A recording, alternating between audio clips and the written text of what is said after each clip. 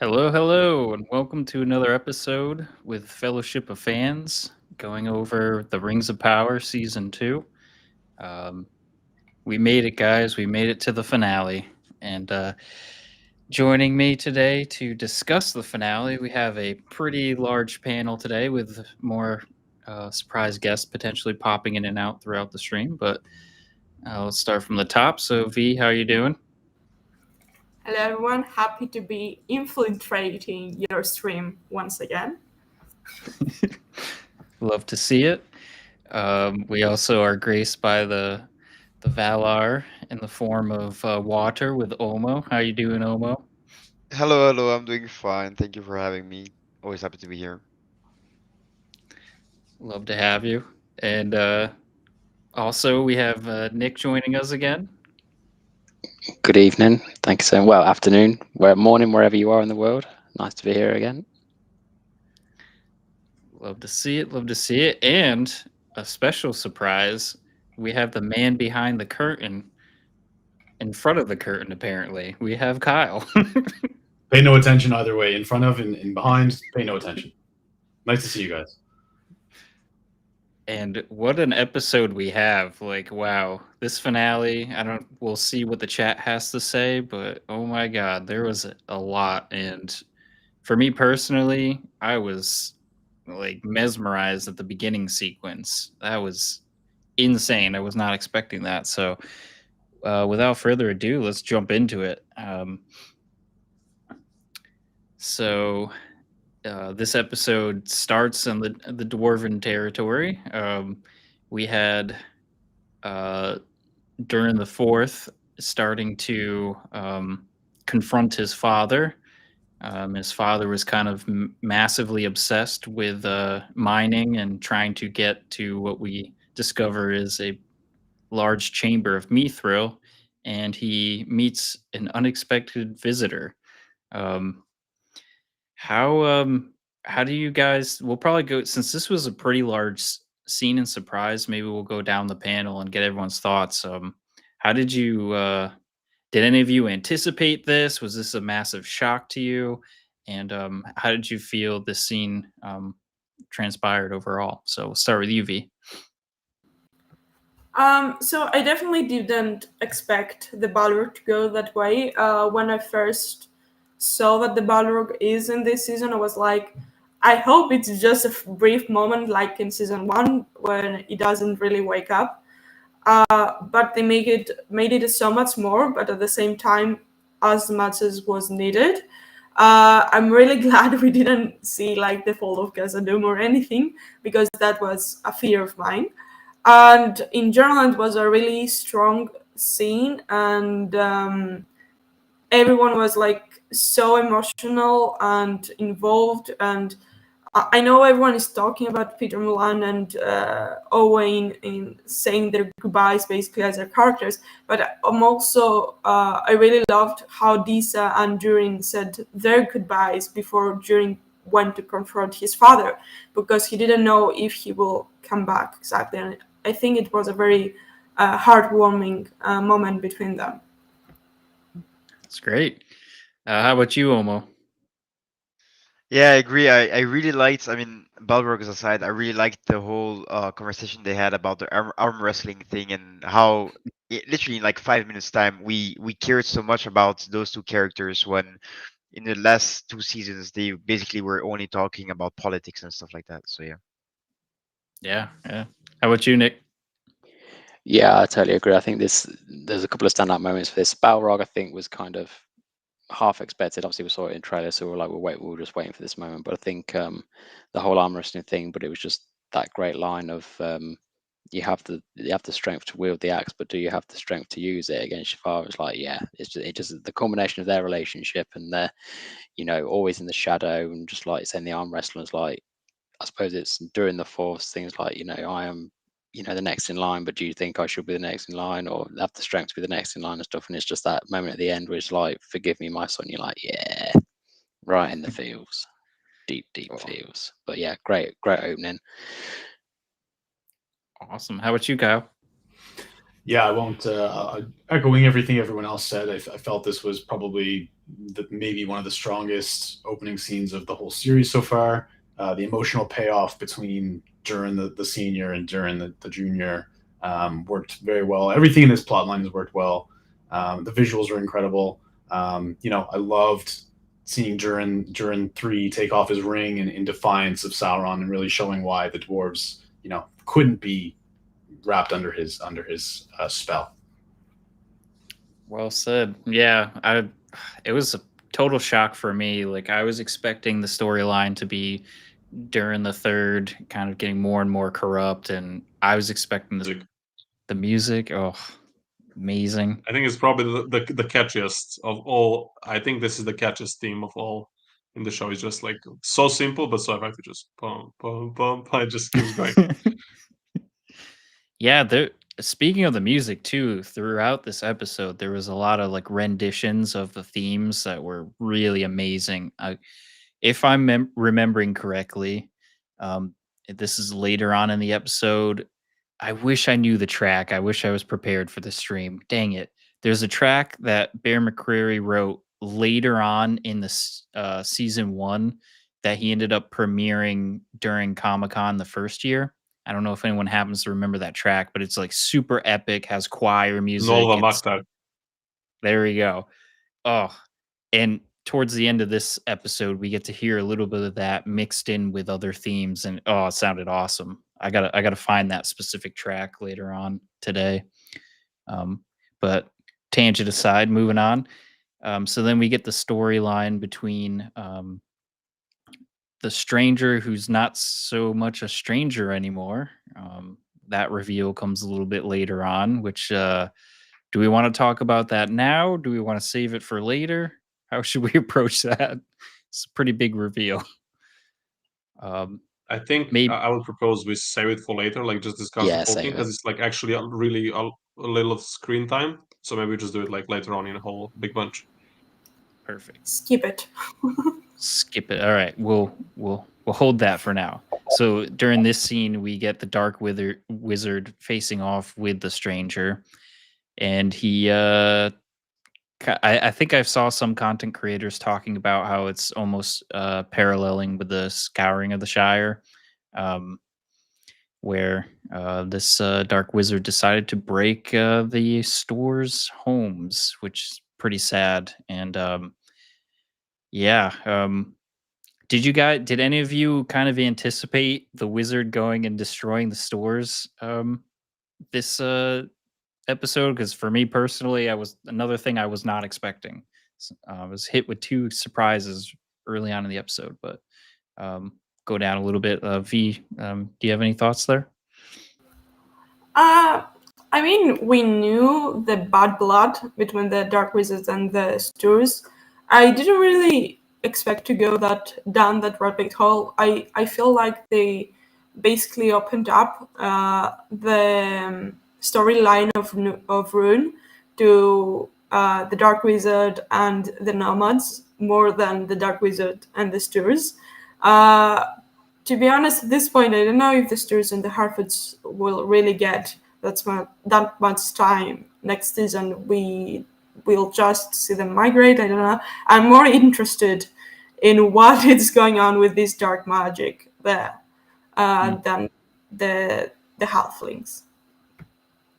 Yeah, so that's another storyline that we have to kind of park in our minds during the stream. So we have Durin and the dwarves and where that's heading next season. We have the wizards and where they're heading. We'll get to more of that, I guess, later on because the big reveal and all that. But I believe in this scene, as it continues on, we get the confrontation between them. He uses a little bit of magic. The other big thing of this scene was I was theorizing that could be a Nazgul or the Witch King, and nope, he was pretty much both of those characters killed, or was it just the one with the fancy mask? Did the other one run away? Yeah, he ran away. Yeah, I just finished watching before I joined, so okay, it's all very fresh. Awesome. Yeah, I watched it last night, and I'm trying to promise myself that I don't do rewatches until well, we'll see. Maybe next week I want to rewatch the season. um, but yeah, so a lot to talk about. Um, does anyone want to say anything about this storyline before we move on? Because I know we got a lot of ground to cover, and we're trying to be mindful of time today. So, anyone have anything specific? Any thoughts relating to this? No. Checking the chat real quick. Okay. Yeah, we'll continue on from this, and we'll talk more about the stranger as the big reveal and all that, and the scenes continue there. But we'll move on from here. Um, okay, yeah. So we get the tree, the transition from the stars to the tree. So speaking on the stars for a second, does anyone have any theories on what that meant? Like the way I personally kind of interpreted that scene was the dark wizard was gaining like intel about what the stranger's up to, I guess. Like, did anyone have any different opinions on that? Regarding the stars, I saw this thing on Twitter. I'm not exactly sure because I haven't really examined them.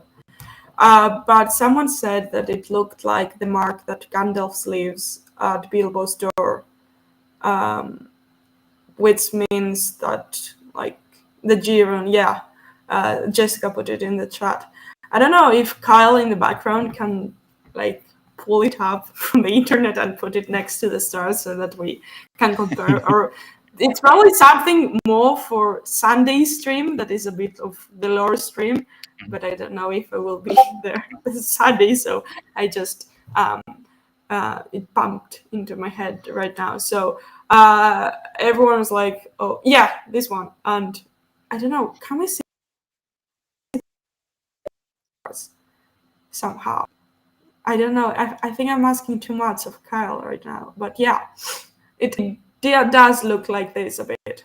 So probably was another hint for the reveal that we were, and everyone missed it during that time. Now that you mention that, I'm gonna have to go back and look at the other episodes at some point because I know people did mention that it looked similar to the rune for Gandalf the G, but I almost want to say I remember it being backwards. I could be totally off there, but I remember there being deep dives of what did the stars mean, and then we like learned later on it meant the hermit hat. But Yeah, I do you think in remember season that? 1 when he was like scratching it into the dirt and stuff, or the symbols, I think it was like prominent then. I was like, it looked familiar then to me. So I think it was just more of Yeah. confirmation further on. Yeah. Interesting. It's a hint that was right in front of us this whole time. Yeah. Yeah, good catch. So then from here, I believe we get the tree looking extra golden, and moving into the faithful being rounded up late at night at an unusual hour. Farasan, he decides to be a little dictatory, unfortunately, for the faithful. And yeah, I saw some criticism here that it seems like Numenor went from like 0 to 100 in terms of faithful versus the Kingsmen, but I guess they do have a lot of ground to cover in a short amount of time. 5 seasons, like we're already 2 out of 5 seasons down now, so we're almost halfway through it. How do you guys feel? Oh, sorry, I got a quick message. How do you guys think this Numenor storyline will continue on to season 3? Because we're left with the faithful being rounded up. There's some more stuff we'll talk about later on in the episode and Pelargir. But does anyone have any thoughts on this specific scene that went through?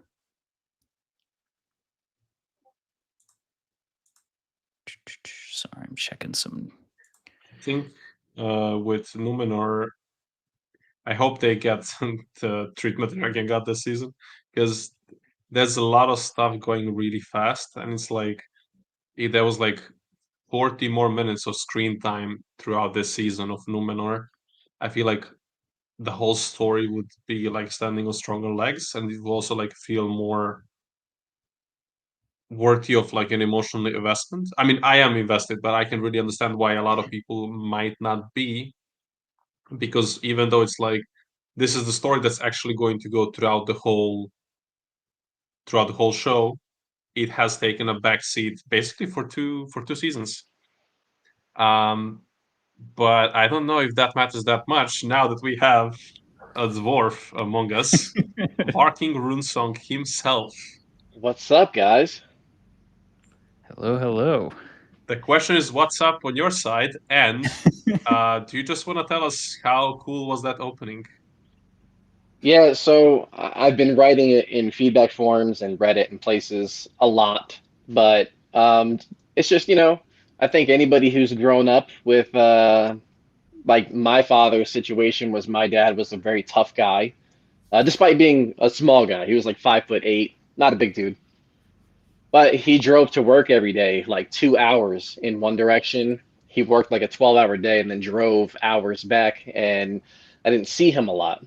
So my mom had to parent me. I wasn't always the best kid, and sometimes my dad had to be the one to, come dole out some learned lessons, we'll say.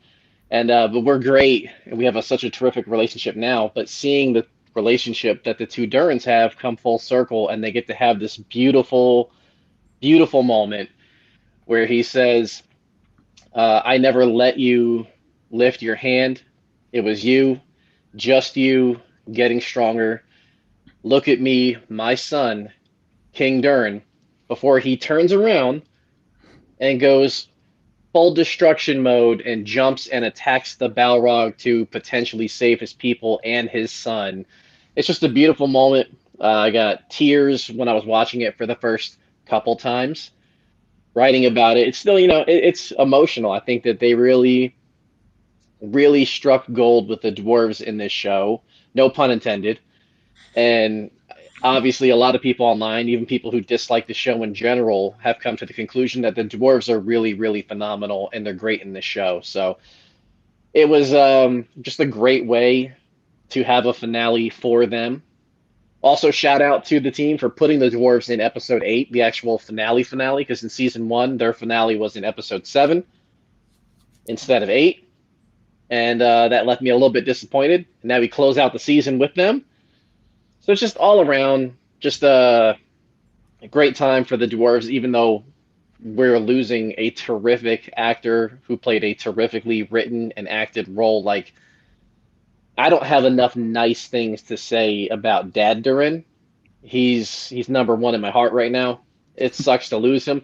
Also, Amazon messed up, because in all the things that they ever invited me to and had me out at, that guy was never a part of any of it. They won't give me his phone number. They won't shoot me his email address. Like, I just want to have like a summer vacation with Pistol Pete Mullen over here. Just me, him, broing it out, talking about the good old days of Khazad Doom. But I came on, and I have soccer practice I have to go to here in a minute. So I just wanted to come on because I don't know why, but this is so stupid. But it's been cracking me up for so long, for like the past 20 minutes now. In season 1, the song that you all mock, "Nobody Goes Off Trail and Nobody Walks Alone," there's a store in season 2 nicknamed Nobody, and when they find him, they find him because he's walking off trail and alone. And I was just like, oh, it's such a silly thing. And I love it. Now that I'm like, now I love it. It just, I don't know why, what made me like think of that, but I just wanted to jump on stream, say hey to all the people commenting. Appreciate all you guys showing up week in and week out. And for any of you who just stopped by and you're a little one-hitter quitter, a little one-and-done action, you show up and leave 2 comments and you leave, still appreciate you guys too. We've had a heck of a season, and you guys are definitely a part of that too. But I just wanted to show up and talk about nobody and say that at the end of the day, dwarves are number 1 in my heart, but number 2 in my heart is Olmo. Even though he hates the dwarves, that's my guy. Oh, I know you too, man. But Big Nice. kisses. Lucky just showed up, dropped all the emotions like a dwarf in Rings of Power, and just like shows up, drops the bomb, and goes away. that's what I do. I'll be watching you guys from the car and not. He got his 2 minutes amazing screen time. Just go. You have to make it count. You have to make it count. But I'll catch you guys later. I'll be watching the stream from the car until I get to soccer, and then I'll be half paying attention to kids not scoring goals and you guys. Perfect. Later, everybody. So yeah, Thanks for Jordan. Awesome. We were able to get some Varking minutes. That was great. All right, so where were we here? So we got to, okay. We were talking about the faithful. Yeah, we're talking about Numenor. Numenor. I think from here, we can probably move into the scene where, okay, Aorin was protecting her father, telling the guy to move along. Pretty powerful stuff, showing her power there. And then this scene is worth a quick pause. This is the, well, I'll say second time, but maybe. Very bad timing. I was trying to make a tweet Oh. about stream, but okay. Double roles in this panel, double roles. So it was quite a member moment, although to me it didn't really feel that way when I was first watching it. I think it's one of those things that it was written and executed pretty well, that you point out that it is a remember moment afterwards, but when it actually plays in front of your eyes, you really live in it. And for me, it was like a very nerdy moment of finally seeing Narsil. And I will say, I always remember the name Narsil. I will never say that sword is Anduril. That's my guilty, nerdy thing for when it changes later. So for me, Narsil in the show is absolutely everything. This moment for Numenor, at least. Well said. And sadly, I don't have Narsil, but I have Anduril behind me right now. It does have the runes, so. What's that doing over there? Strider wasn't looking, and I just kind of snuck behind him, grabbed that thing, came back to America. I'm the king now. Oma, how about you? How'd you feel about the scene? It was alright. I like the comparison that you can.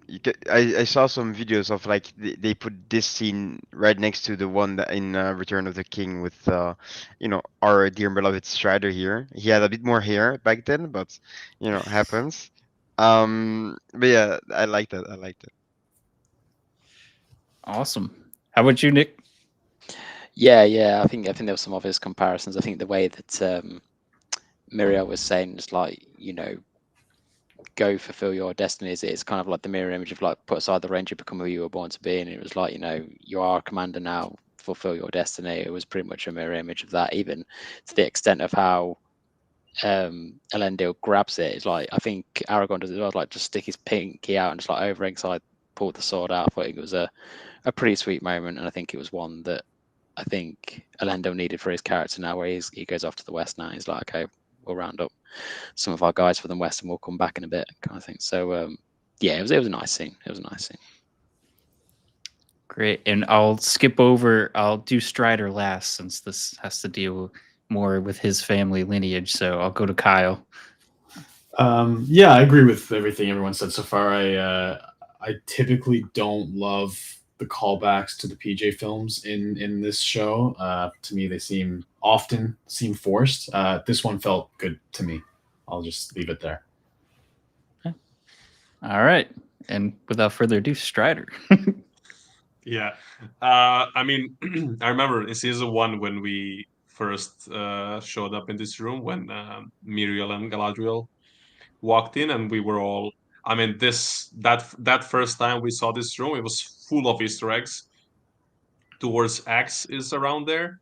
I think the Dragon Helm of Dorlomin is somehow also around. I think there was a couple more things. And of course, we saw Nazi and we were all like, "Is it? It must be, right?" Like because it looks almost like the one from the movies, but not quite. But still, it's there. And we were all like, "Okay, what's happening?" And like they changed the status Elendil and his family have, which we'll get to it. Actually, I think it's actually right in this scene. Go reclaim your lordship and all that. So it was, it was 2 seasons worth of. Is it now?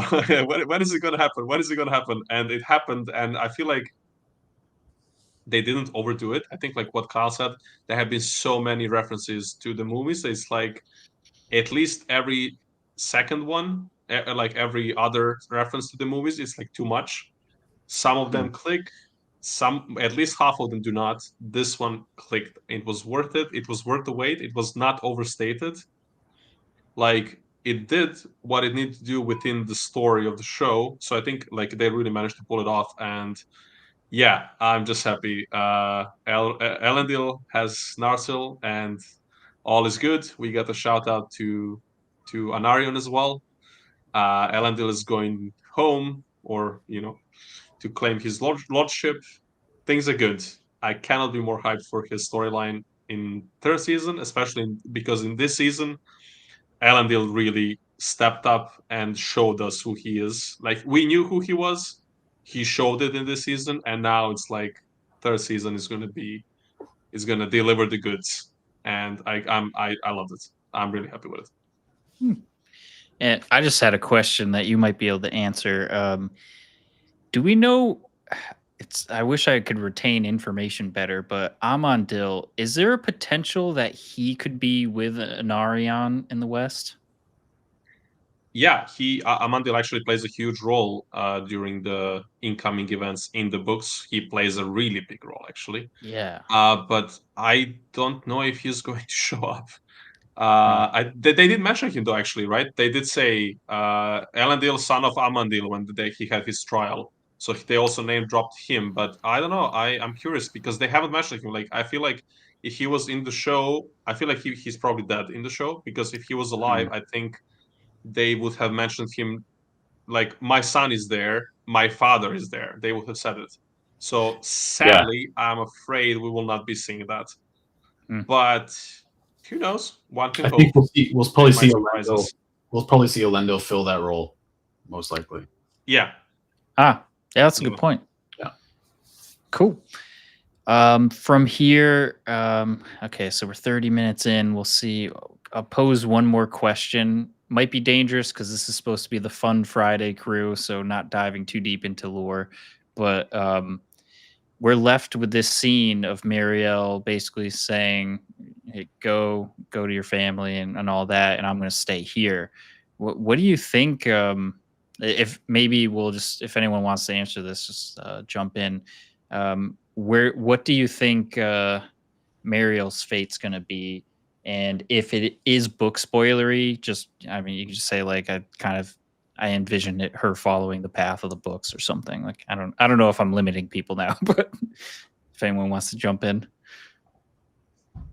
and if not, we can move on. I mean, Miriel's fate is quite grim. So she doesn't survive a certain fall. Unfortunately, not a fall down the stairs. It's a fall of Numenor. So I imagine they will follow that because it will be pretty breaking up the canon to have her survive it. And also, I think it will be pretty devastating for Elendil as well, losing 2 women he loves to the sea. So yeah, Ulmo is all to blame here, basically. No. Gotta keep an eye on Ulmo. No. No. I do not vibe with that. And that's why Galadriel kissed Elrond. Okay, that's why it happened. Okay, that's exactly why. Okay.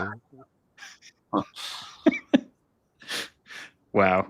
Shots are being fired. Speaking of shots being fired, we're entering into How dare such a you? How such a- dare you? Oh, I'm so sorry. I'm sorry, Celebrimbor. Oh, so yeah, God, hopefully that doesn't get clipped. So we end up in a devastation. Sorry, hearing someone's car go off. This is the scene. Oh, tragic. So we're halfway through the stream already, and we get to this. Maybe we'll start with just like, if you were to rate this scene 1 out of 10, where did each of you rate it? We'll just start with just that, just the rating, and then we can dive into details. So we'll start with V.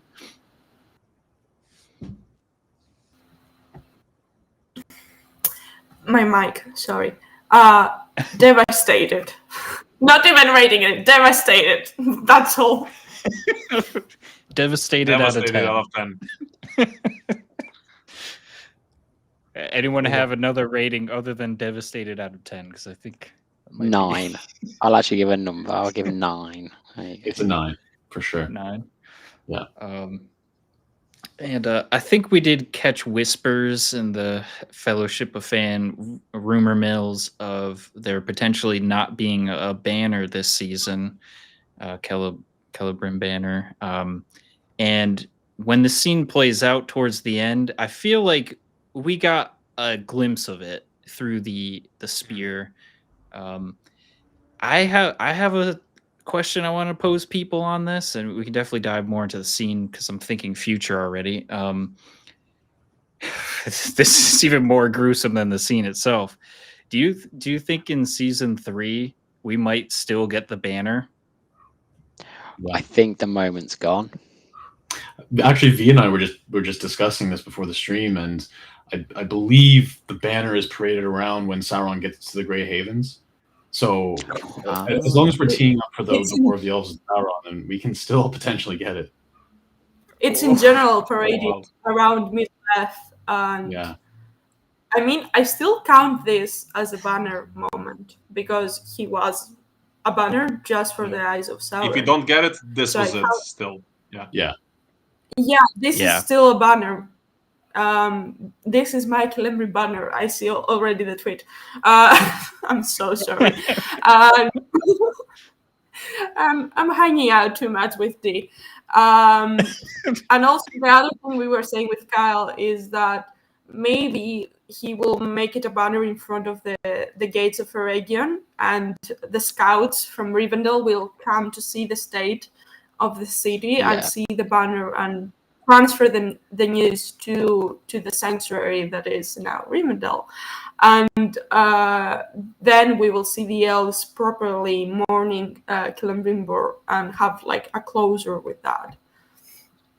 I thought that was going to be the case when they brought down Feanor's statue and Sauron was saying like, get me the kings of the elves and bring them here. And when they brought it down, I thought what a cool moment this would be, like with Sauron just coming out with Celebrimbor on this banner and put it like on the Feanor statue plinth and like Eregion's mine now kind of thing. I thought it was going to do it right in front of Gil-galad and Elrond, like look at them dead in the eyes, like you've lost this one. Like I've got Eregion, I've got Celebrimbor, and it's like just literally stab him in the place where Feanor was, and it's like I was like that'd have been awesome for me, but unfortunately we didn't get that. Oh. All right, so I'm not the only one with dark thoughts. I'm looking in the chat too. I'm seeing a lot of ratings really high here. 9.5s, 100. I think is that 100,000. So 11 out of 10. So yeah, definitely agree with everyone. This was just tragic scene, and I just gotta hand it to Charles Edwards and Charlie Vickers, because holy moly, what a what a scene, what a season, what a storyline. It was amazing. Amazing and he heart went out. wrenching. He got his I don't even know what's the word for it, but he got the entrance the exit he deserved. Charles Edwards and Celebrimbor, both of them got the scene that really allows them to like go out like a boss. Like I mean, Charles Edwards is a Shakespearean actor.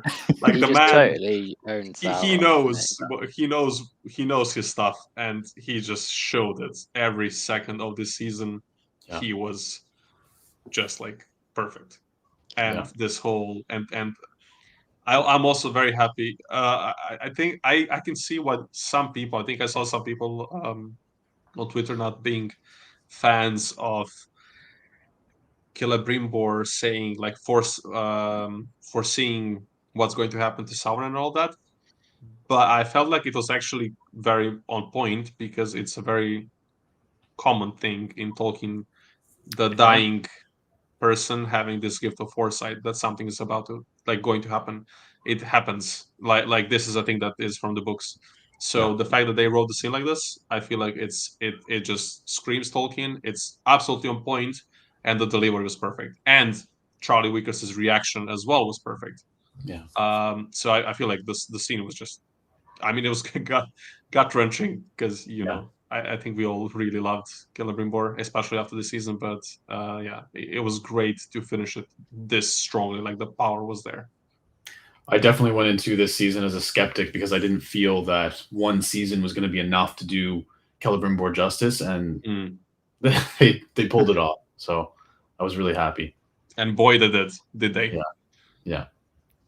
I for one, like, if there's anything we can do to campaign for award season for them, I would love to see them get something for this because Charles Edwards acting top notch. It deserves recognition. Yeah. And Wickers, right. I don't know. Like if I had to choose one of them to get the reward, I'm not sure who I would choose. Like I would probably go with Edwards because he's out of the show now. But like seriously, like to switch between like kind of like almost three personalities throughout the season, Charlie Wickers, what he did, and he would sometimes do it like in the same scene. It's like, dude, what are you doing? How are you doing this? Like, it's crazy. The tonal shifts, the slight facial, like the way his eyes squint when he's Anatar, when he's the good guy, when he's the bad guy, and his eyes squint in a different way, and like there's a slight tonal shift, and like the mouth, the speech patterns, the mouth shifts in a slight, like it was insane. And as Dominica says here, like he said that the tear happened. I think he said it in the interview with Nerd of the Rings. He said that the tear that goes after Celebrimbor finishes his dying monologue, there's a tear, and he didn't like it just happened. It was like a thing that happened to him in the moment. He just reacted to what they were doing, and that's how the tear happened. And honestly, like it just goes to show how much heart they both put into this.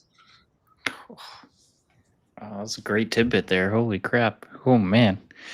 So this scene, very powerful. And we're roughly halfway through the episode, so we'll have to move on from here, and maybe we can get some final thoughts towards the end and kind of reflect on it. But from here, we get the Estrid storyline with Theo, and this was like another, for me, I got a lot of surprises this episode for sure. I feel so bad for how this played out. I was expecting a love triangle that would last longer, but good old Kemen decided to break that triangle up real quick, sending him on a boat by himself. Seems like the actor is doing a great job with Kemen and making him. Ooh, this could be a good question for the chat and everyone. Who do you not like more, Kemen or Sauron / Anatar and his corruption? That's a pretty tough scene, or pretty tough ask after I've just seen talking about the Celebrimbor scene. Yeah. Oh, people vote Kemen. Kemen and Kemen winning in a similar like poll, and I'm amazed Honestly, how I just much pity him. people hate. Yeah, he's the Malfoy of this universe. He's the Nepo baby that everyone hates, that gets all the credit for nothing. ugh. Yeah, It'll but be I feel like interesting. I feel like it goes also kind of understated, and it's also the fault of the show, because I think of all the characters in the show, I think Kemen's and Arian's characters got the bluntest part in terms of the scenes cut. So I feel like there's like a lot of characterization missing there. I had Leon Vadam has been doing a great job, and I feel like, but it goes understated and like really under the radar that the dude just wants approval and love of his father in a way. And we've seen that in season 1 as well, but he doesn't get it, and he's just trying to do what he thinks his father wants in order to get the love and the approval of his father. He keeps being pushed down further and further, and I think actually the Malfoy comparison is fantastic, because actually, yeah, that is exactly what happens to Malfoy as well. He was not a bad guy. When it came to it in the books, Malfoy, in those 1 or 2 really crucial moments, does not do the bad thing. He doesn't. He's not, because he's not. And I feel like Kemen is very similar, but he really gets just a few scenes to work with, sadly. And I feel like that part of him goes understated. So he might seem like a one-off character, like a one-layer character, but I feel like he isn't. So yeah, I think Malfoy comparison is great, but I just pity him. I don't hate him, honestly. And another topic on this scene too. I don't know if it's something I missed, but the writing was kind of putting emphasis on Bronwyn, making her sound like royalty, because they're like Theo, son of Bronwyn. Was there anything I missed? Like, was she like a leader, like appointed leader after the battles in season 1, or is it just like the townspeople like feeling bad for him for losing his mother? And I guess I got a little lost with this storyline a little bit. I don't know if anyone has any insight there. I think she was quite close to Miriel, wasn't she, at the end of season 1, like as the healer and stuff. But apart from that, I think she has a connection to Miriel. That's why I said, like, oh, because of the battle of season at the end of season 1 kind of thing. She's like, oh no, you offered, like, your queen said we could have all this kind of stuff. So there's obviously a connection there. But I think that's where Cameron was like, nah, that's all gone now. So yeah, I think there was a slight connect there, but not much. I guess it was also she was kind of the one that got Tirharad out of the Southlands, right? That she was the one that came and warned about the orcs, and yeah, they. I guess that's maybe what she's revered for. Ah, that's a good point. And so yeah, so he was sort of a leader, and Adar also basically used her as a breaking point for her people, and that's how she died as well, basically, because she was poisoned by the blade, and so that makes it sort of in the center. But I think it's one of the things that it went kind of with the flow, and we didn't get as much exposition as we needed to get properly invested in Theo being so important after Bronwyn's death, because at the same time it's kind of he was the one that has the sword and all that, but he's also kind of the reason of the Mount Doom eruption as well. So I don't know, it's kind of a situation I would want to spend more time, but at the same time, I don't want to, because there are things that I want to see more than that. Yeah. Well said. Well said. So I think after this, Isildur gets sent off with Kemen. I mean, maybe I was not paying fully attention in this scene, but the way I was interpreting it was no one was allowed on the boat, but was it him asking for Estrad to join him? And he was getting denied. Okay. So that's where so I'm like, man, Celebrimbor's death, Durin the Third's death, it really overshadowed Adar. Anyone have a different take on that before we move on? Was Adar's death more impactful for you guys? I think for me, it was a Celebrimbor, but we knew it was going to happen. But I just love Adar from the first moment we met him in episode 4, I think, of season 1. He was just as a complete standout, a fantastic example of, as someone said in the chat, of an original character that's executed to perfection. Just so much depth. Both actors took him in a slightly different ways, but still, like, I feel like they both brought something so unique, and they really shifted this view of the orcs as just bland evil guys, like evil race. They brought depth to it, and this is one of the best things show did for me. The fact that we saw this thing that Tolkien struggled with, we saw that embodied in a character so well in Adar, stuck between an elf and an orc, and an uruk, sorry.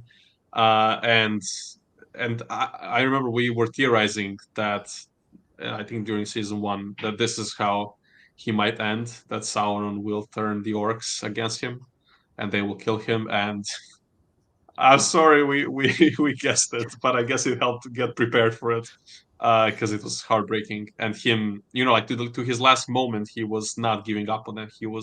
He cared. Yeah.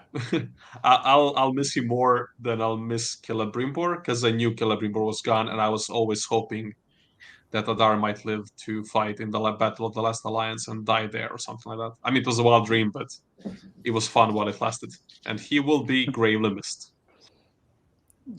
I like how we all glossed over when Strider said that the character was executed to perfection, and we literally just watched him on the floor being executed to perfection. I was like, I can't let this go. Sorry, I'm going to wait till you finish, but I'm going to bring this up. I was like, that's just outrageous. Oh, a lot of morbid jokes today. And so it's last Friday for 2 years. I mean, come on, we're going out with a bang.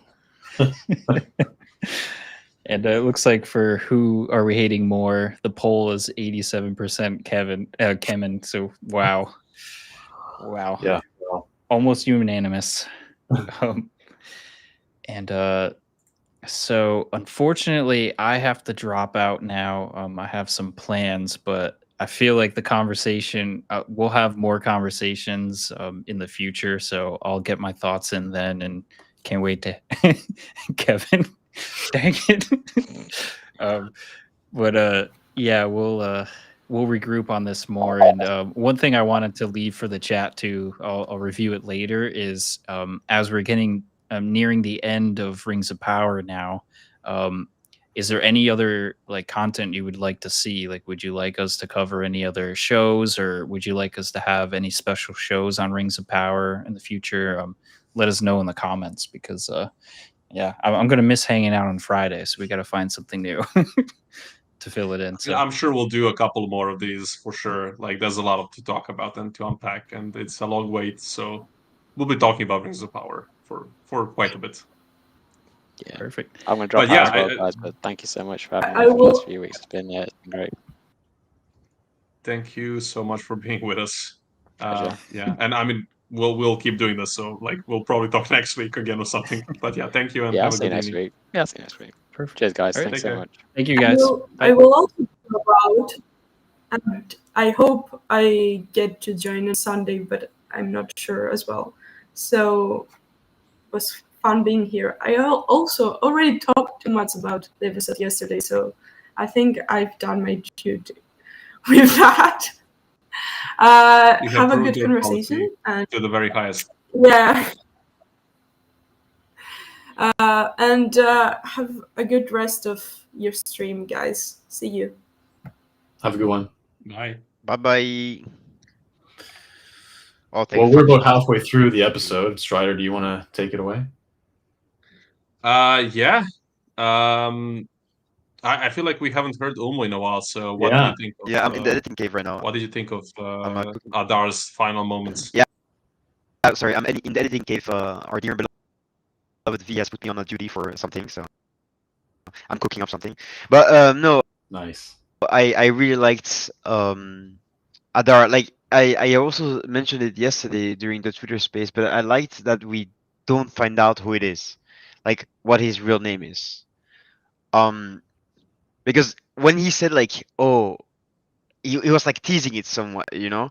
So for a second you were like, oh, please just tell me the name, you know, like some were hoping that it was like Celebrimbor, of course, you know. I know that there were some people out there that they were hoping for it, but eventually, like exactly like how he says it doesn't matter what his name was, because this is how Yeah. I'm not gonna say identifies, but this is like the name that he was given, and he appreciates and loves that 10 times more than his own name. So it gives him so much more depth. And I also liked that compared to Galadriel's hatred for Sauron, because he killed her brother, he's like, he doesn't hold any grudges towards her, even when she literally said that she's probably the one single person that killed the most of his kin. And he was like, I'm not gonna say he was like, okay, it's fine, but you know, he wasn't hateful towards her despite that. Yeah, I feel like honestly, again, like Adar, there were so many moments, there were so many turns on his road to this moment where they could have messed up. So the things you said, like you said, and people in the chat, like they could have given him a name. He could have made different choices. He could have kept the ring, for example. He could have been the bad guy in the end or something. Like there were so many turns they could have made the wrong turn, but I feel like they really struck the landing. He didn't. The fact that he, yeah, as Jessica says, yes, he chose the name Adar, choosing his children, and through that choice and love redeemed himself. Honestly, that's a wonderful way to put it, and that is what happens. I'm just amazing. Sam Hazeldine just took this role, and dude, he ran with it. He ran a sprint. Usain Bolt would not have caught him the way he ran with this role. He absolutely owned it. Yeah. And I will be nerding out about him for the next couple of months. And probably in 2 years when we come back, I'll be like, damn, I wish we had Adar in the show still, because he is one of my favorite Tolkien characters, and he is an original character made for the show. But he's just embodying so many things so lovely. Let's see. Lost Shire Hobbit. Adar died as he wanted to be known as. What he'd become, not what he was. A sign that your past doesn't have to be what you're known as. You decide what you want to be known as, and he wanted to be known as the father. Because for people who might have forgotten, because we keep calling his name Adar, but that means father. They have been calling him father this whole time. And he was just terrific. And I'm so happy to see all this love in the comments. Look at that. Yeah, he was just fantastic. Kyle, could you maybe do like a poll on like the original, like top 4 original characters? Like who's the favorite original character? Because I'm sensing a landslide, but I'm curious to see. So who can we put there? Theo, Adar. I mean, Cameron. Arondir is there too. I guess Cameron is not going to win that. Arondir. Let's put Arondir. Let's not put Cameron. Cameron's going to lose. Who can be the 4th? Disa. Yeah, perfect. Sorry. Adar, Arondir, Disa, and who else? Theo? I said Theo, but is there anybody else we could put? Waldrick. Yo, give my boy Waldrick some love. Give my boy Waldrick some love, okay? Let's put Waldrick. Nah, let's put Nori. We gotta show some love to the hobbits. Okay, folks, tell us in the comments, or Mirdania. That's also a good one. But I think let's go with Nori. We could probably do a second poll after this. Yeah. Honestly, let's do a semifinals, and then we'll do the finals after that. All right, sounds good. but I think this is good. Like let's hear it in the comments. Like Yeah. your favorite original characters for the show and why. Yeah. And let's see what Elendil says. I'm sad he's gone. He was a great element added to the narrative. He was corrupted, but he still felt the light and he still had the heart. I think the moment where he really bought me, and I'm sorry, I'm going now on a little Adar rant. Please I think do. the moment he really bought me was in season 1 when he was putting the seeds in the ground, and that was like when it was also mirrored with Aaron. They're doing the same thing, and I feel like that's like when he really bought me. And I agree. I think so. My girlfriend said it as well. After this, it's going to be a bit easier to have this like good guys versus bad guys. Because I mean, okay, we have Numenor. There's a lot of stuff going on there, but still, like it's a bit more clear now who are the ultimate bad guys versus who are the ultimate good guys. Where Adar kept also the orcs kind of in the middle, but he was right in the middle of it, stuck between the two. And yeah, well said, Elendil. Yeah, and I think his whole character really, and the whole concept behind him and the orcs and him taking care of the orcs really is going to make the impact of Sauron's enslavement of the orcs that much stronger, and I appreciate that a lot. I feel like, I mean, we saw it right away. Like he just kills Glug. Anatar just kills Glug like 5 minutes afterwards, and it's like, well, there we go. It really makes you feel all of that. But Jessica says in the chat, Arondir is a perfect elf who embodies Tolkienian themes so well. But I have to say, Adar is the best original character just because we get to explore a Tolkien theme never before explored and that Tolkien wrestled with.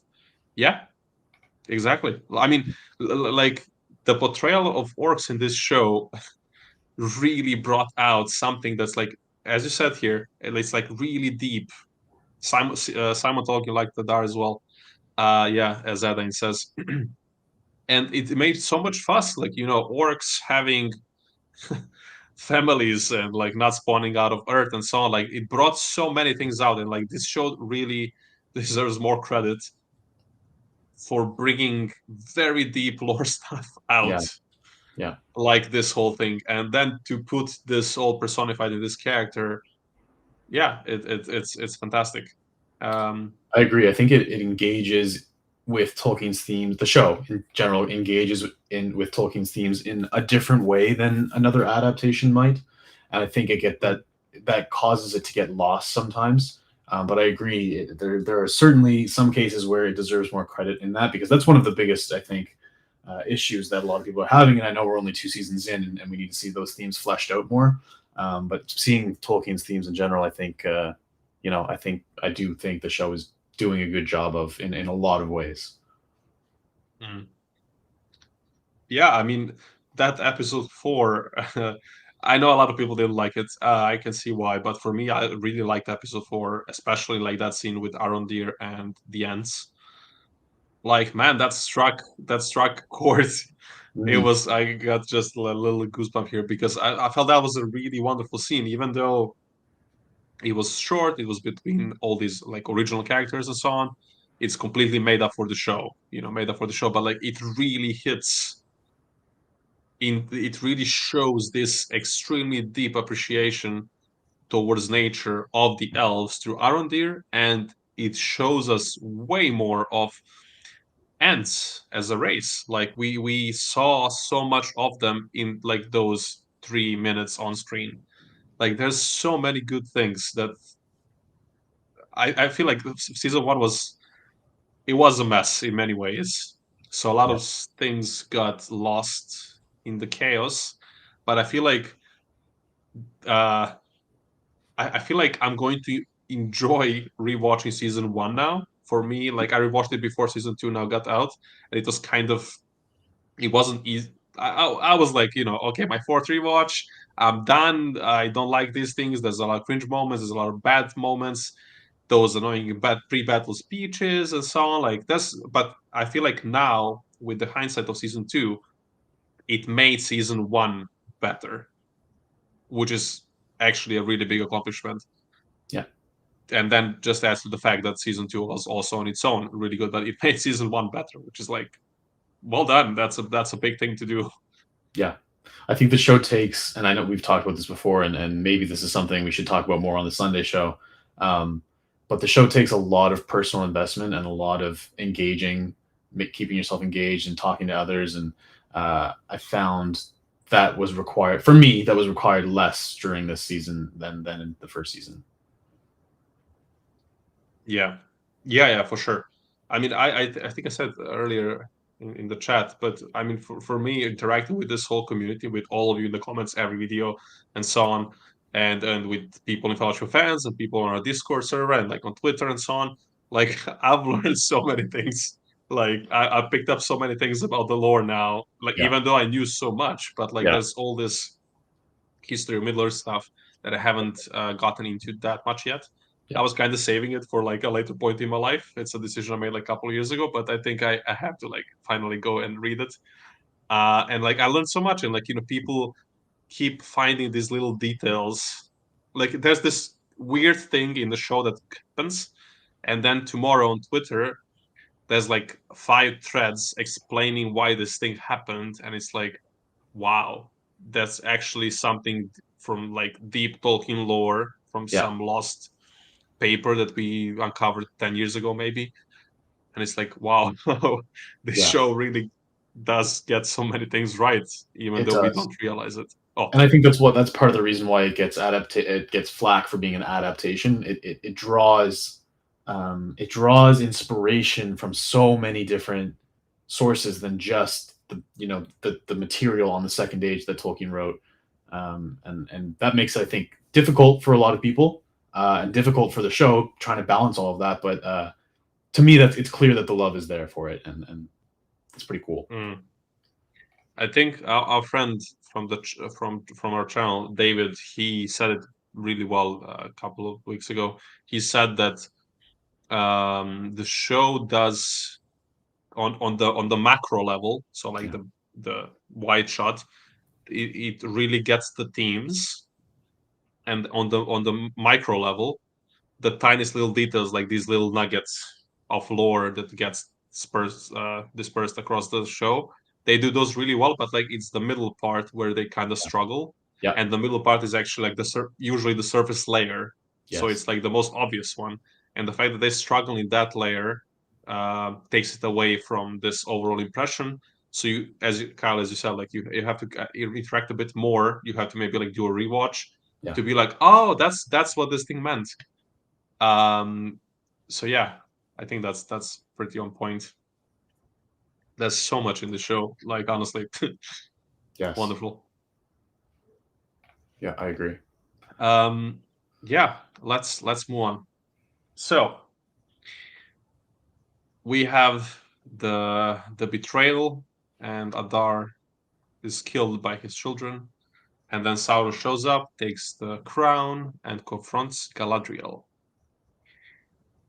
Folks, let's hear it in the chat. How did you like this confrontation between Anatar and Galadriel? Because it does go on. It does go on like towards, it goes, I think, like over 15 minutes or so, because it's also like contrasted with other things happening. So yeah, and let's hear you, Kyle. What were your thoughts on this? For me personally, I mean, I think it was required for what was set up. The scene didn't really do a whole lot for me. I think the best thing out of the scene is kind of what seems to be alluding to Galadriel kind of coming into herself and realizing, she's gone too far. She's gone off the deep end. I didn't love the shape shifting of Sauron during that fight. I get what they were trying to do. It just played off a little weird to me. But the choreography is great. Yeah. Umo, what about you? Yeah, I agree. It was kind of a strange scene to watch, but because it made me wonder so many things, right? Like because I had this headcanon, I don't know, thing where I was just guessing that in order for Sauron to take someone's body, the person has to be dead. That was like kind of my idea. So like now you see him like taking everyone's appearance, and I was like wondering, but why the hell did he not just take Elrond's appearance at some point, or why did he not take Galadriel's appearance for Gil-galad, or why did he not take Galadriel's appearance for someone else? You know, because I don't know, like headcanon wise, my mind kind of blew away from that, because up until that point we never saw him actually take someone's appearance that was alive, right? Because the supposed Hellbrand character, we have never seen him alive, so we didn't know whether he was alive when those things happened and so on and so forth. So it's a bit confusing in my eyes. I think the way I see it is like maybe he didn't take this shape necessarily. Maybe he just created this minor illusion because he created that whole scene for Celebrimbor when he comes out on that square, like within 3 seconds, 4 seconds. So I feel like he could just not physically take the shape of this person, but just like put the Right. illusion on. I feel like that's maybe a way to kind of explain it. I mean, it works for me, but I can get like if it No, didn't work for you or for no, somebody else. I'm not saying it didn't work. I'm just saying like it's a bit confusing. I still like the scene. I think it worked off pretty well. And then there's like the irony of like her talking about the crown or him talking about the crown, and then him using it to pretty much like try and kill her at some point. So I think that was really cool to see those, because in the second season you've been talking about the difference between season 1 and season 2. I think that in the second season something that they did really well is like the second layer of a dialogue, or like adds more subtle things. We've seen it. I think it was in episode 2 when Elrond was talking to Galadriel in the Grey Havens, and he was talking about like he was doing a metaphor about uh, a harp with one single string or something like that. If I remember correctly, I'm not 100% sure, but like something like that is very Tolkienian, as it says, because no one would say it in our world, right? You would never say that, but it works really well in that setting, in that situation. So I really liked the glow up that the show had in season 2, and I'm here for it. Yeah, the glow up is there, and we're all here for it. But I mean, we'll be back to this duel. We can maybe skip to the next scene for now. So yeah, we are back in the destruction of buildings, of monuments, of libraries. Like I mean, I think like this happened in my country when Belgrade was bombed in World War II. It burned down our national library, and in that library, it was also kind of like a museum in many ways. So a lot of like 6, 7, 800-year-old scrolls and things like that were burned, and books and so on, and like and this is a tragedy, and like we can all, of course, appreciate the nerd thing, the nerdy side of Elrond being like, don't burn this, but like, and we can make things, but it is also like very true, like the fact that all these the full account of the works of Celebrimbor has been burned. Yeah, as Elendil says, it was like the burning of the Library of Alexandria. Yeah, like it is a loss, and I'm very happy that they included this. I feel like it really adds to the impact also, because we didn't have time to connect to the city that much. Like we didn't have enough screen time. That's a fact. We didn't feel the depth of the city. We didn't see how many people are in the city. It's just the nature of limited screen time.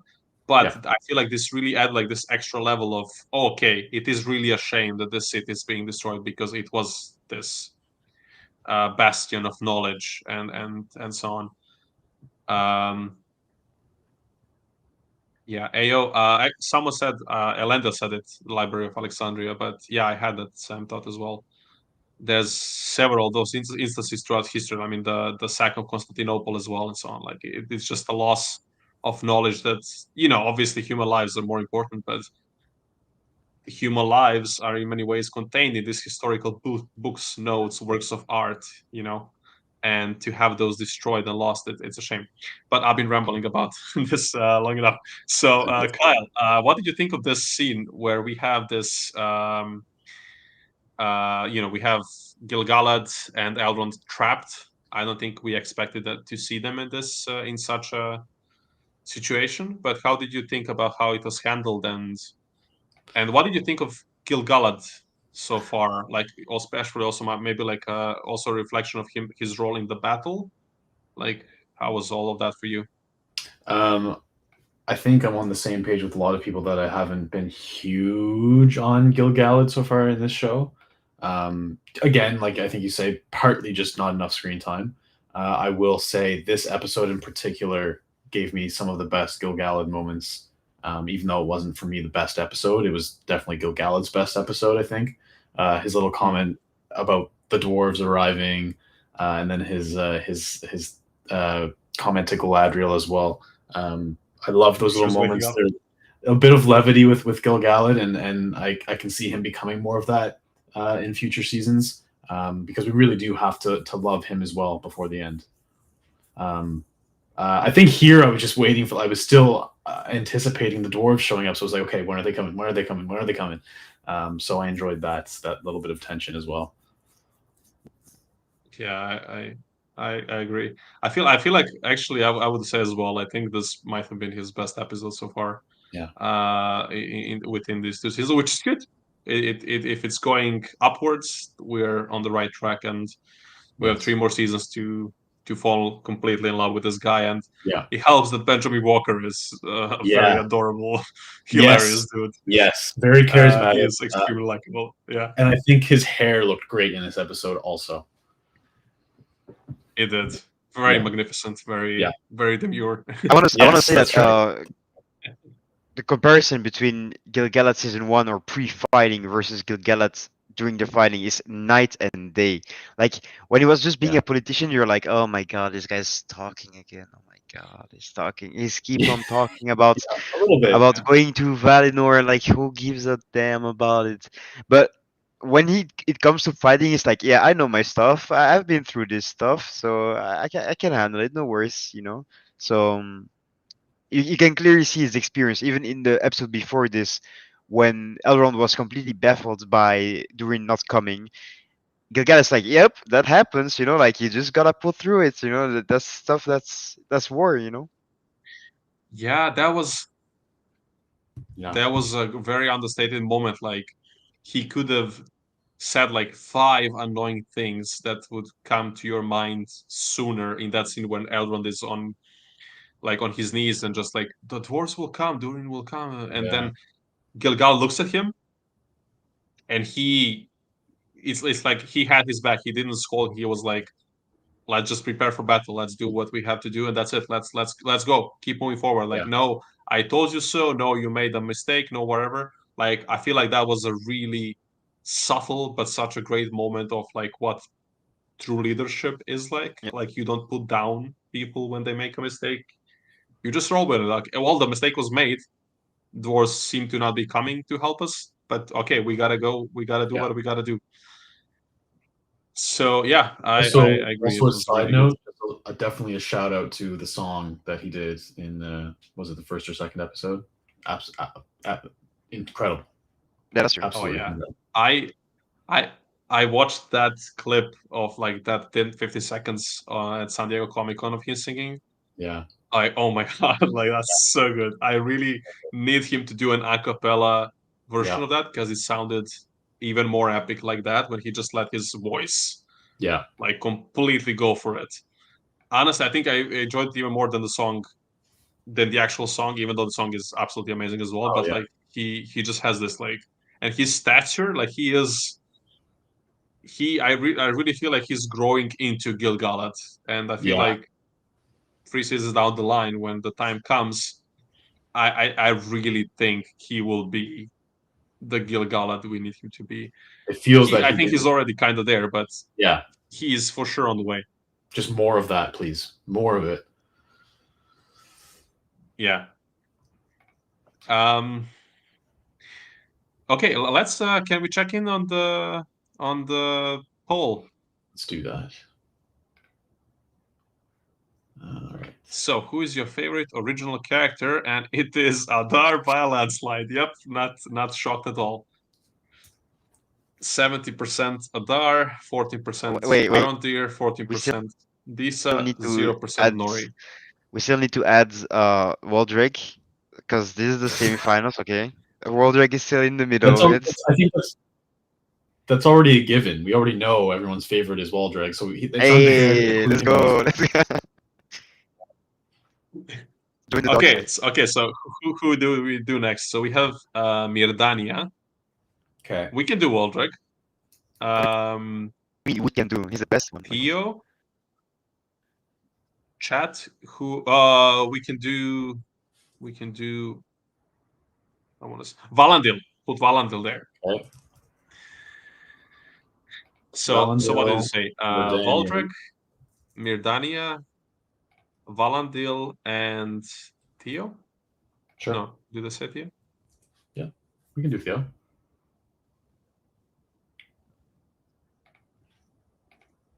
Okay. Let's see how that goes. I don't know who in the chat is also on Twitter or following us on Twitter, but I'm doing something for V, and it's the most stupid thing ever. But I hope you guys are gonna like it.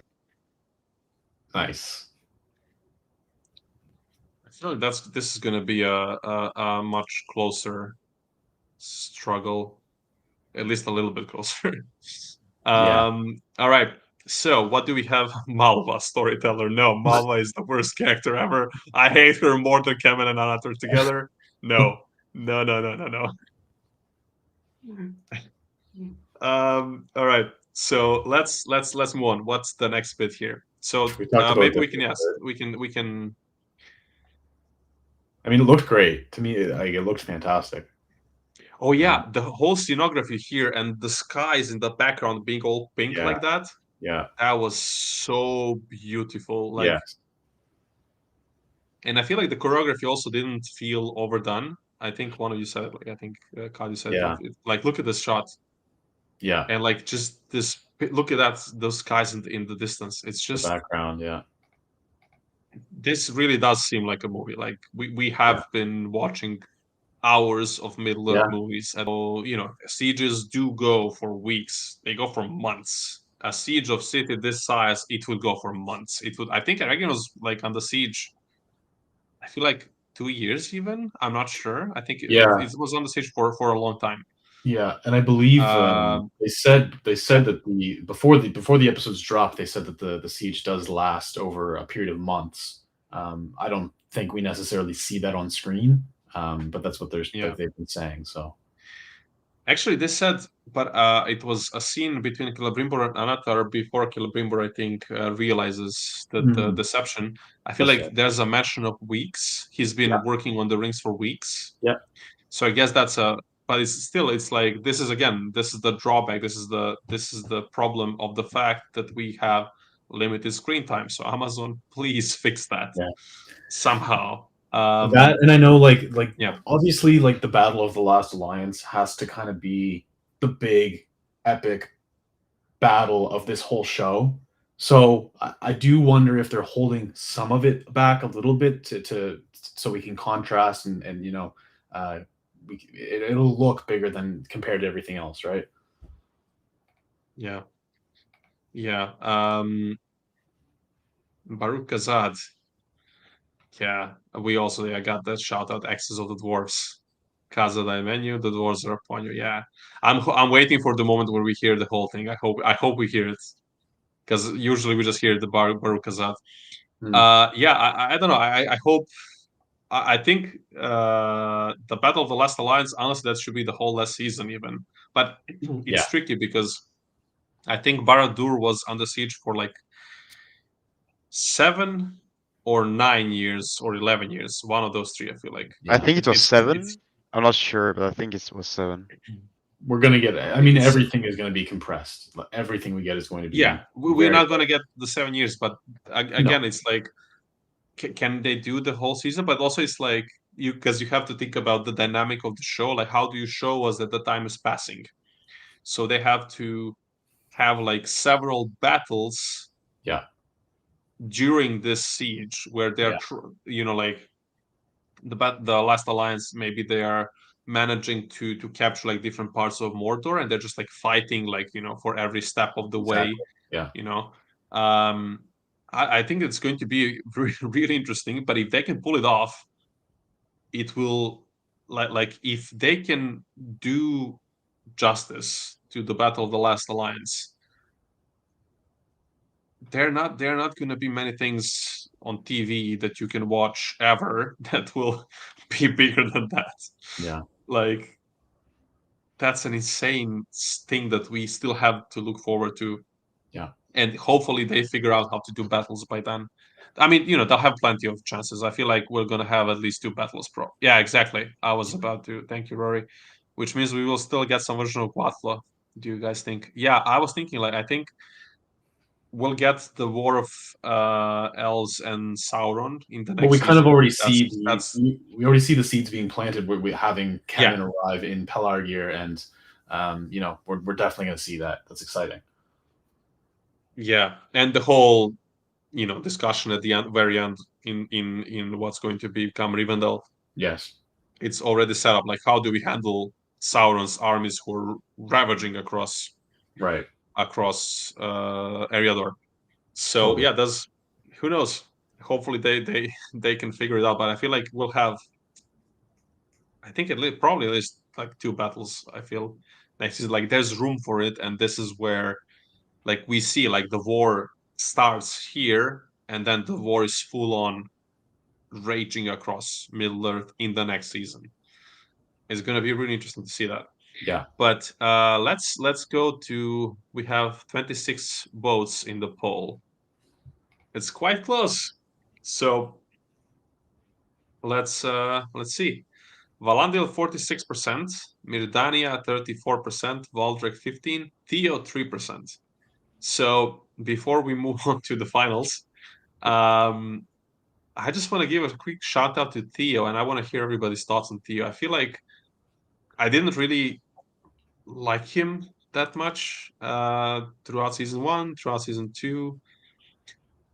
But I feel like, I mean, that's kind of he is a whiny teenager, but also a teenager who does go through a lot of suffering. Like, it's all kind of like the point of the character. So I feel like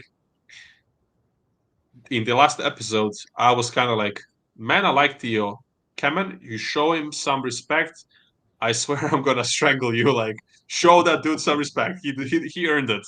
I feel like by the end of season 2, I kind of like actually actively cared for Theo. I'm curious about everybody in the chat and you two. Umar, let's start with you. What did you think of? Do you care about Theo? Did you have any positive thoughts about him, or is he just like a character for you?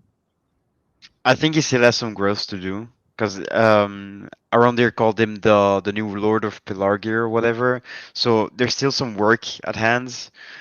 He's on a right path, because at the beginning of the season he was like, "Oh, Arondir, don't talk to me ever again," because we were only connected because of my mother, but now you're dead to me, and blah blah blah. It's just like, yep, that's like a teenager. That's just I mean, he's grieving and whatever, but still, I would like to see more of him, but in a better sense, like that he grows and that maybe he sacrifices himself in some huge way or whatever. That would be really cool.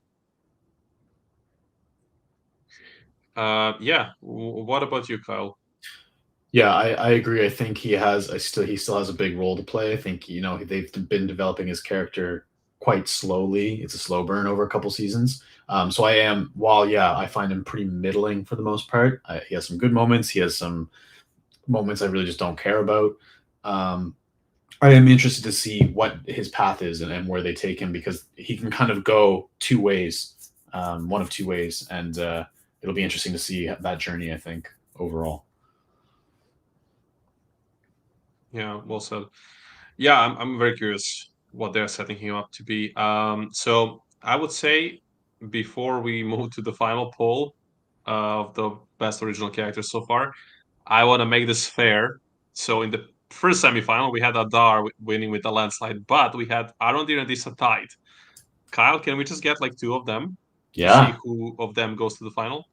So Good folks, let's say 5 minutes to see do you want Arandir or Disa to be the fourth finalist? So we have Adar, Mirdania, Valandil, and who's going to join them? Arandir or Disa? Who is your favorite original character between those two?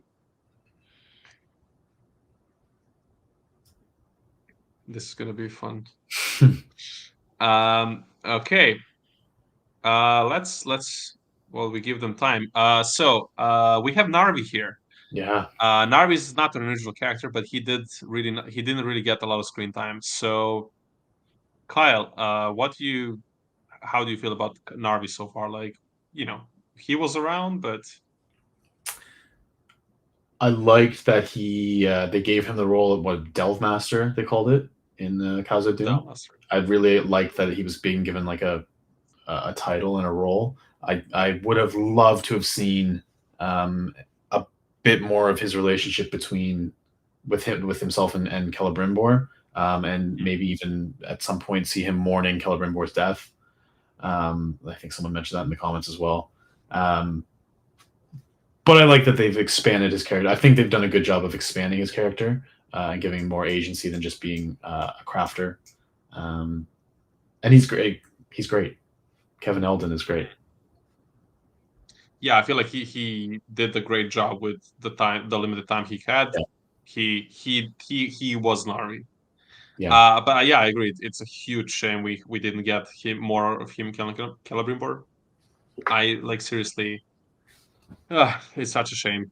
Yeah. We imagine having 2-3 more episodes with Charles Edwards being Celebrimbor, and just doing smithy things with Narvi and just nerding out about smithing with each other. It just would be can we please get this extended scene? Would have been really cool to see them kind of develop Ithilden together rather than between him and Redania, right? That would have been really cool.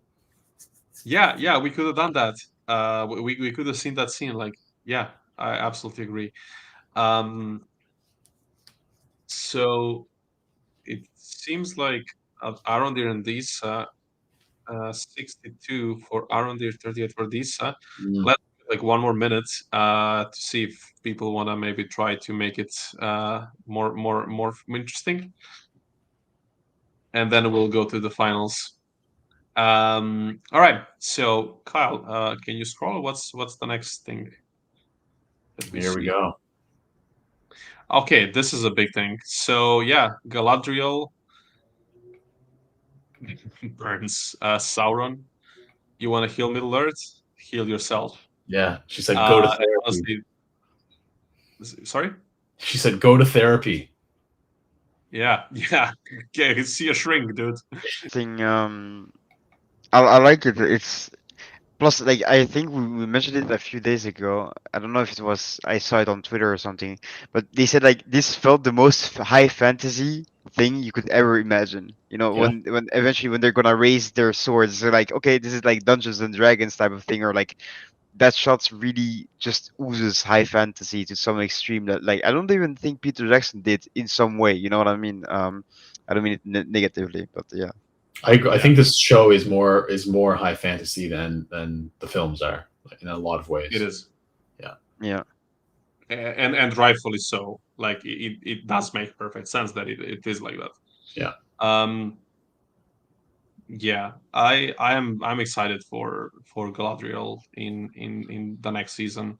I feel and you can go check out our videos in season 1. I kept saying during season 1 and after season 1, I felt Morphy Clark was perfect casting.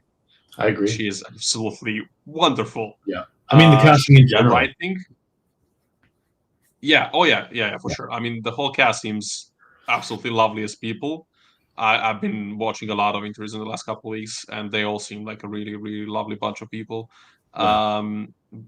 But and also as casting, but I feel like she I think Arondir for different reasons got a lot of flaming in season 1. Sadly, he did a great job as well, Ismael Cruz Cordova. But I feel like Morphy Clark being the main character effectively of the season 1 especially, and being this angry Galadriel and being so different than the Galadriel everybody knows and expects, even though logically speaking there should be a character arc for a character throughout 50 hours of television. She got so much heat, and we all kept saying like everybody loved her on the channel here, and it's great to see that the writing and the story arc of finally gave her the chance to show us that she can and she will reach the point where Galadriel needs to be at the end of the show. Yeah, I think she's just been absolutely wonderful. Agreed. I agree too. Yeah. So far, an update on the poll. We have already 25 votes. Adar has a massive lead. Shocker. But let's give it a couple of minutes. 25 people. So we have 50. We have 29 people who have not voted. Yeah. In the chat, can you try? Do you want to try to pull off an upset and bring Adar down? In the poll, you have the chance to do that. But yeah, Morphit is an underrated actress, as Agreed. Jamita Frog, or Yeah, however she's it's wonderful. pronounced. I'm sorry. I'm really excited to see her stepping into this character development as well. That's really exciting. Yeah. I don't think any of them is I bad. think she was just wonderful. There's not a single actor that's just bad outright. Yeah. Totally agree. Yeah. Okay. So yeah, we have the famous line of Gil-galad. The sass comes out. So good. It was such a great, subtle, I'm just gonna play it. I'm gonna play it with sound here because it's just too good. That's it. You to be such peaceable company. I believe I was growing accustomed to it. I love it, and I want to see more of that from him. Yeah, I mean, I feel like there's gonna be a lot of like compilations of his like best moments, because he had a couple of lines where he's like angry at annoyed at his kids arguing over the rings, and then there was a couple of moments, but like this line, like look at this. Look at his face, the smirk, the delivery, I love it. Just Benjamin Walker nailed it. Yeah, it felt pretty much like it's the finale. Screw it, let's just go for it. I loved it. Yeah, underrated moment of the finale for sure. Yeah, I mean there were so many great, huge moments in the final in the finale. So yeah, that's. AO says, officially Lady of Lorien after Gil-galad's statement. Yeah. That line is going to go down in Rings of Power history. Honestly, I feel like this is low-key one of my favorite moments. I snorted when I heard it the first time. It was great. Smirking elf, as Dane puts it. Yeah.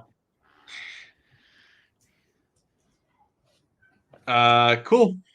So let's end that poll right there and celebrate the winner, the elf, the Uruk, the man himself, Adar, the father of orcs, a former elf,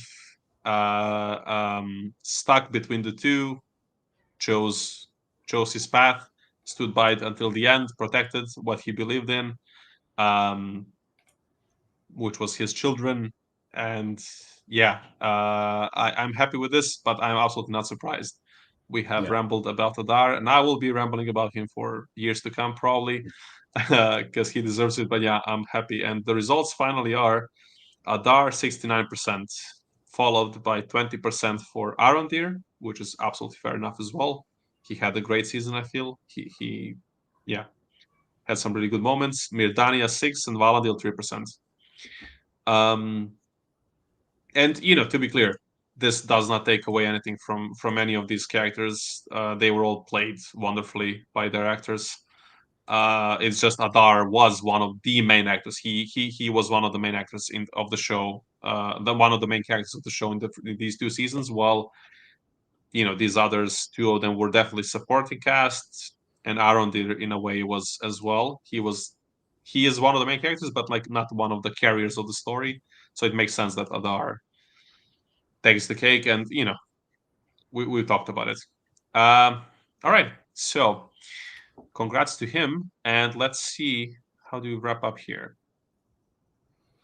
So yeah, we have this rallying moment where as well. It's absolutely gorgeous. Skull said, but also tell us, what do you think of the big moment? This one right here, Grand Elf, Great Grand Elf, and he is indeed a Great Grand Elf. So Uma, the reveal, how Yeah. well executed was it, and how do you feel about it? It was expected, to be honest. Let's be honest here. Like, it was expected, and it was a bit At sad this because point, yeah. because the whole Hellbrand Sauron thing in season 1 was pretty well done, because there was, at the end of the day, the stranger Gandalf now was also one of the possible people that could have been Sauron. And the longer the season went on, the more things they dropped, where it was like, season 1, it was, oh, just follow your nose. And you're like, okay, okay, that's like number 1. And it's like Grand Elf. Oh, I need my Gans. It's like, okay, this is getting a bit too obvious now, to the point where even a 5-year-old could be like, okay, yeah, that's Gandalf. I would have preferred, I think we're all here agreeing that it would have been better if it was one of the blues, but you can't have a cake and eat it too. So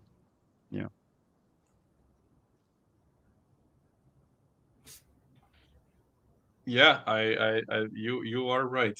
You are very much right. So Jessica says, as a ring bearer, Gandalf is central to the story of the Rings of Power.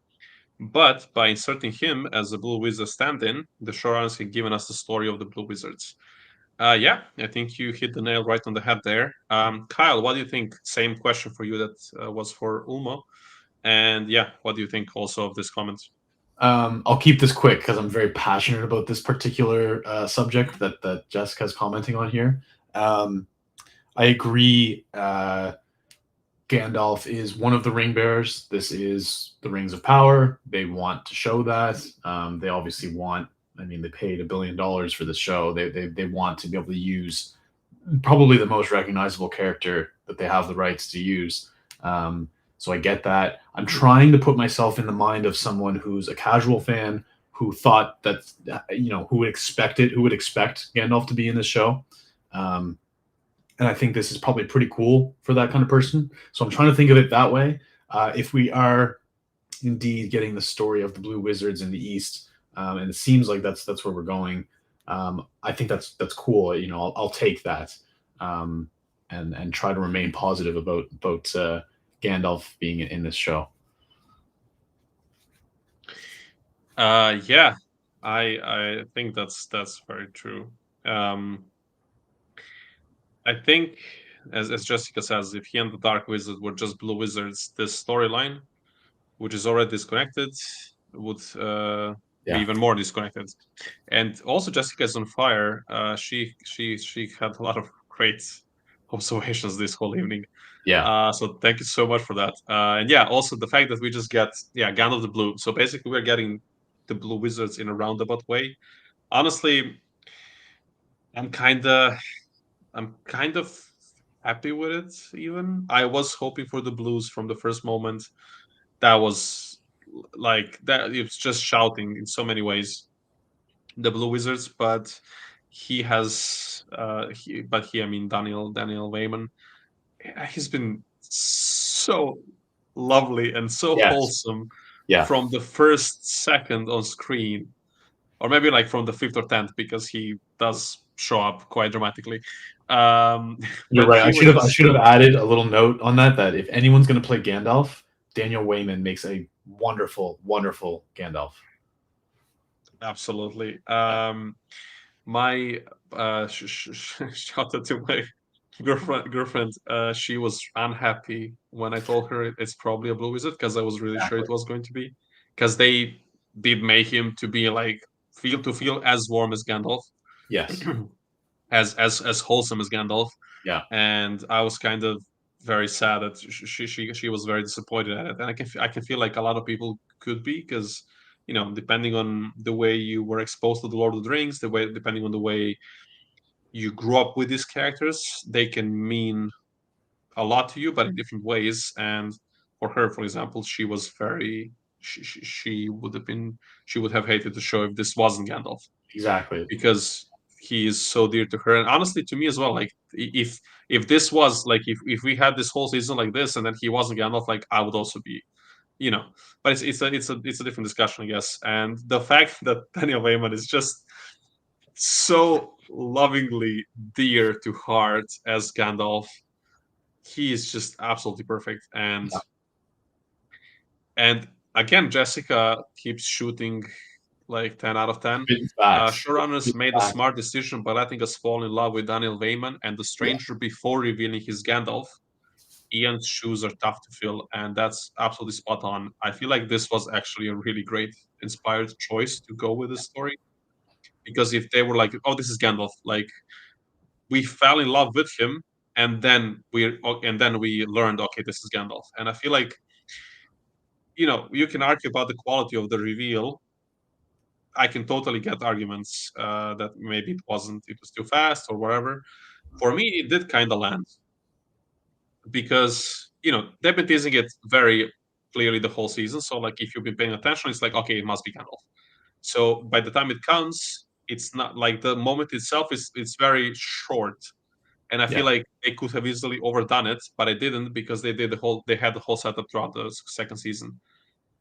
But yeah, just Daniel Wayman finding his staff, realizing his name afterwards in Tom Bombadil's hut, and the two of them singing that song. Yeah, I thought it was just wonderful. It made me smile. It made me feel like warm and like in Middle Earth. Like this was just. Can we? I will not be able to hear it, but maybe we can listen to it still. I actually it's funny you mentioned this. I just had a friend who's just watching the episode right now live as we speak. And she just said, the music at the end was so good. I wish the episode ended with Tom and Gandalf singing. Yeah, I thought the same thing. That would have been a perfect ending.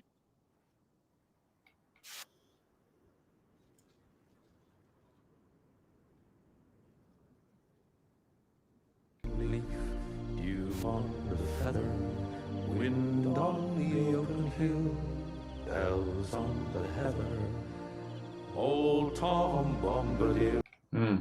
Yeah, good. Yeah.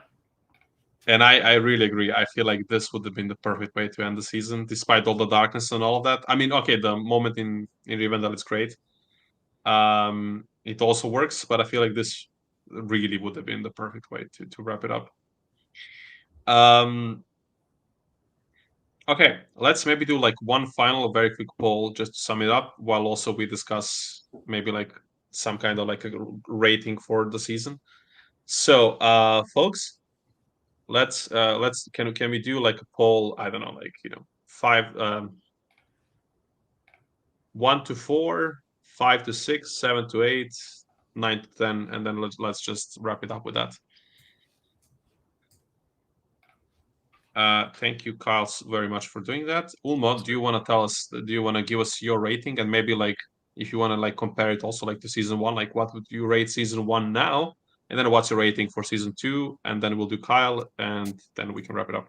Sorry, do we want to do what's your rating for the season or just the episode? The season. So 1 to 4, 5 to 6, 7, 8, 9, 10. Cool. Ulmo. Okay, so I have to do this season. This season and then the first one, right? That's how it works. If you want, So, you don't have to do the first one, but if you want to like compare maybe how it relates. For me, this season is an 8. I'm not gonna give it a 9 or a 10 because that's too close to perfection, and they can get there. I'm doing this as in a hopeful way, because there's a lot of stuff that still needs to be told. Whether it's I know my sea, I know my ocean, and there's like something oceany that's coming in the foreseeable future, so I'm looking forward to that. And I'm just hopeful for the future because I've seen the progress compared to why the thumbs down. Screw you. And your kin, actually. I'm kidding. I don't want Numenor to fall. Sorry. Literally, screw you and your kin, literally. Um, no, but Yeah, I guess. I think it's an 8 or an 8.5 because the jump between the two seasons is massive.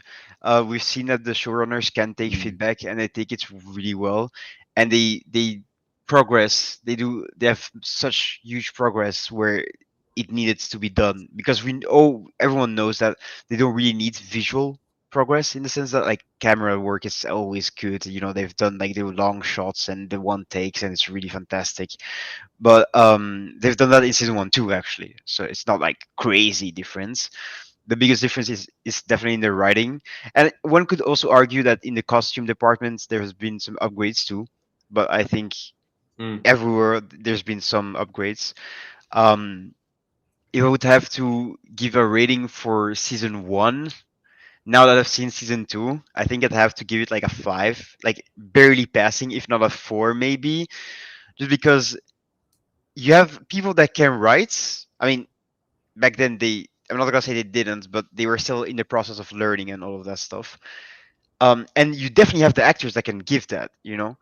It would be understandable if you were in a situation where I have like a really good script, but my actor is like a bit shit, so I'm really in trouble with that. But all of these actors, they're all phenomenal in their own very unique and personal way, which makes season 1 a bit sad because you see, for example, Charlie Vickers in season 1 was okay. It was not too good or too bad. It was just like okay, decent. And in season 2 is just like fantastic. Charles Edwards, we barely see him in season 1. He's just saying it there to say hello, and then in season 2 he just like rocks everything out of the park. Murphy Clark the same, and I can go on and just quote the entire cast, but that's basically how I feel about it. All right. Yeah. Well said. On all accounts, except Numenor. But moving on, Kyle. Why don't you take it away first? Because I know we talked about this a little bit earlier, and it seems like everyone's kind of on the same page as well. Yeah. I feel like AO had a great comment that kind of says what I think as well, though slightly differently. I would say I used to say season 1 is the best high fantasy show we've ever had. But even then, on that scale where a 10 doesn't exist, it was an 8 out of 10, and everything else was worse than it, but it wasn't 10, it was an 8, because 10 is really good, and season 1 wasn't great. Yeah. It had a lot of issues. So I feel like I would have given it like a 6 or 6.5 or something, maybe. But I feel like season 2 bumps it down, but still improves it, which is a weird dynamic, but it makes sense. And so I would say, yeah, like 5.5, I would rate season 1 now because of the standards set by season 2. And season 2, I would rate with about 7.5. I think. I mean, we had Kyle and I had this discussion before, just earlier. Yeah, it was great. It was so much better on every aspect of the show got so much better. Literally everything, like as almost at costumes, scenography. We talked about not having those middle shots. We had the macro shots, we had the shots on the street, but we missed those middle shots. We had more of them. We need more of them, but we had already more of them in this season.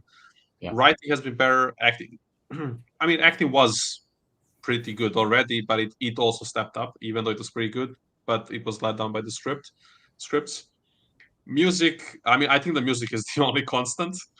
It was 10 out of 10. It's 11 out of 10 now because Bear pushed it even further, but it was already perfect. Yeah, I would say 5.5 season 1 and 7.5 season 2. I might even change the opinion. I don't think it's going to go down. I might even give it an 8 some months down the line when I do a rewatch. I don't know. I had fun. I have not enjoyed this show in season 1 fully. I have enjoyed it very much so in season 2. Yeah. So yeah, Kyle, do you have anything to add? Yeah, no, I agree with everything both of you have said. I had a friend who he's read The Lord of the Rings, but he hasn't read any of like the Silmarillion or Unfinished Tales or anything like that. he put it really well, and he said that season 1 feels like Amazon as a studio is trying to figure it out. Like they're learning how to do this. They don't have a big production like this, right? Like this is the first very big production. So I think that's where it falters a little bit. It's a little wonky, and again, like there's a lot of factors that go into that, and we don't need to relitigate any of that. I think some of the stuff they set up really well, and it paid off in season 2, and I think that's just because of the fact that season 2 is such a big step up for me. I don't think I don't have an easy time giving the whole season a rating. I find it's a little easier for me to rate the individual episodes, but I would agree I'm in the same ballpark. It's a 7.5. Season 1's a 5.5 or a 6, and in some ways it improves because you can see what their intention was now. You can see what they were trying to do. Whether they achieved it or not in full is another question, and that's what we've kind of been talking about for the last 2 years. But you can see what the intention was, and you can see the groundwork they laid, and sometimes it worked, and sometimes it didn't. Can I just add one thing about this? Exactly. Yeah. No. I just want to say that maybe it's because the showrunners or the writers in general, they had something to focus on, because in the first season it was all over the place because they had to establish all of these places, so it was kind of difficult to be like, look, this is Durin, look, this is this, and look, is this Arondir, look, this is Bronwyn, and so on and so forth. And there was no real concrete storyline. They were like, okay, we have to figure out some way for them to end up in Mordor, but we don't really know how, so we're just tossing things around, and it's a bit messy. But in season 2 they were like, okay, we're gonna focus on what's happening in Aragon, and that's like the biggest segments of the story, and then we're gonna include like the side quests, so to speak, left, right, and center. With you have Khazad-dûm in some snippets and so on and so forth. So yeah.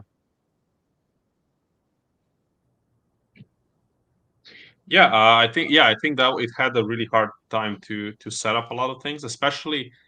I mean, it's by choice though. To be fair, like they did make a conscious choice to start from a lot of non-lore things, and in season 2 we really got into the lore, and I feel like there's also a strong correlation there as well. Like, you know, the moment you go into the actually Tolkien stuff more, the quality goes higher, and I feel like the second season is probably going to be like a new start for the show in many ways, because this is where we now hit the lore, and then we now keep pushing deeper and deeper into it.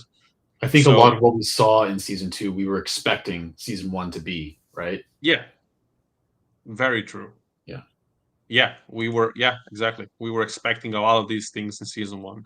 Yeah, for sure. Well, let's wrap up with the poll. So we have 1 to 4. We have 3%. So basically, two or three people voted that the second season is 1 to 4. 7% voted 5 to 6. 38%. 36% 7 to 8, and more than half of the people voted it's 9 to 10. So yeah, it's a pretty high score, and yeah, I mean it fits with what we were talking about here.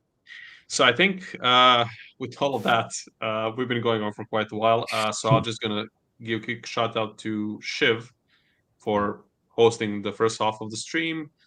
V, Nick, Varking, they all showed up. Thank you. Thanks to them for hitting this off. Ulmo and Kyle, who have been here the whole time. Thank you so much. Kyle, as usual, someone said earlier, Kyle the MVP, and I could not agree more with that. I agree. Yeah. And yeah, thanks to everybody in the chat. Like you've been a steady group the whole time. Yeah, really good chat. chat. Thanks for everybody on. Yeah, and the chat was on fire. Like seriously, it was so much fun reading all of that. Jessica, special shout out to you because you've been on fire the whole evening. Like, I feel like that was like at least like 7 or 8 of your comments that were like so spot on with like great insight. Yeah. Hell yeah. It was a lot of fun, and we're not done. Just to be clear, like we'll be doing a lot a lot of videos with like regarding season 2 in the coming weeks. We are not done, so we'll be Sunday, hanging out. we'll be back Sunday. I think it'll be a big stream on Oh, Sunday yes. as well. So definitely come back Also, for yeah. Sunday. Yeah, we have a big more lore dive stream on Sunday, but even after that is done, we'll be doing a lot more as well. We already have like 10 ideas on different panels or videos we're gonna do regarding season 2. So yeah, we'll be around. So with that, thank you so much for sticking with us for like 2.5 hours almost. It was absolutely fantastic and an hour. And yeah, we will see you on Sunday and in the coming weeks as well. So that's all from us. Thank you. See you next time. Have a good night, good morning, good day, whatever. And Namaria. Bye bye. Thank you, everyone.